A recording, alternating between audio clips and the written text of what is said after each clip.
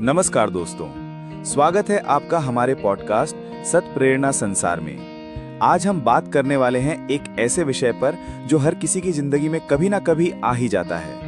अकेलापन, श्राप या वरदान। क्या अकेलापन हमें तोड़ देता है या हमें और मजबूत बनाता है? क्या ये एक सजा है या फिर खुद को समझने का एक मौका? चलिए इस पर गहराई से चर्चा करते हैं। अकेलापन एक ऐसी भावना है जहां इंसान खुद को दूसरों से कटा हुआ महसूस करता है। लेकिन ध्यान देने वाली बात यह है कि अकेलापन और अकेले रहना दो अलग चीजें हैं। अकेले रहना यानी सॉलिट्यूड, ये एक वरदान हो सकता है जहां आप खुद के साथ समय बिताते हैं, अपने विचारों को समझते हैं। अकेलापन यानी लोनलीनेस, ये एक श्राप की तरह लगता है जहां आप चाहकर भी दूसरों से जुड़ नहीं पाते। रिया को लोगों के बीच रहने के बावजूद अकेलापन महसूस होता है क्योंकि उसे लगता है कि कोई उसे समझ नहीं पा रहा। वहीं अर्जुन शाम को पार्क में अकेले बैठकर किताब पढ़ता है और उसे ये समय बेहद पसंद है। जब अकेलापन लंबे समय तक रहता है तो ये मानसिक और शारीरिक स्वास्थ्य पर बुरा प्रभाव डाल सकता है। डिप्रेशन और एंजाइटी बढ़ सकती है, नींद की समस्या हो सकती है, सोशल स्किल्स कमजोर हो जाते हैं। राज 30 साल का युवक है।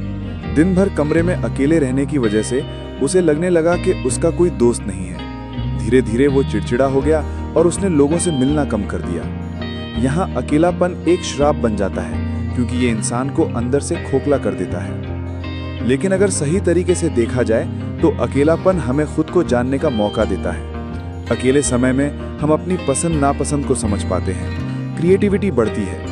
कई कलाकार, लेखक और वैज्ञानिकों ने अकेले में ही महान काम किए। मेंटल स्ट्रेंथ बढ़ता है। अकेले रहकर हम अपनी भावनाओं को कंट्रोल करना सीखते हैं। प्रिया को पेंटिंग का शौक था, लेकिन वो हमेशा दोस्तों के साथ घूमने में व्यस्त रहती थी। लॉकडाउन के दौरान जब वो अकेली हुई तो उसने अपनी कला को निखारा और आज वो एक प्रोफेशनल आर्टिस्ट है। यहाँ अकेलापन वरदान बन गया क्योंकि इसने प्रिया को उसकी प्रतिभा पहचानने का मौका दिया। अगर अकेलापन आपको परेशान कर रहा है तो इन तरीकों से आप इसे मैनेज कर सकते हैं। हॉबी डेवलप करें, गाना सीखें, किताबें पढ़ें, योग करें। सोशल मीडिया की बजाय रियल कनेक्शन बनाएं, दोस्तों से मिलें, फोन पर बात करें। पालतू जानवर रखें, डॉग या कैट का साथ अकेलेपन को कम करता है। प्रोफेशनल हेल्प लें अगर लगे कि आप संभाल नहीं पा रहे। मोहित को लगता था कि वो हमेशा अकेला रह जाएगा, फिर उसने जिम ज्वाइन किया, वहां नए दोस्त बने और अब वो खुश है। अगर अकेलापन आपको नकारात्मक विचारों की तरफ ले जाए, जैसे खुद को नुकसान पहुंचाने के विचार आना, पूरी तरह से लोगों से कट जाना, खाने सोने की आदतें बिगड़ना, तो ये खतरे की घंटी है और ऐसे में तुरंत मदद लेनी चाहिए। अकेलापन एक डबल एज स्वॉर्ड है। ये आप पर निर्भर करता है कि आप इसे कैसे लेते हैं। अगर आप इसे कमजोरी समझेंगे तो ये आपको तोड़ देगा।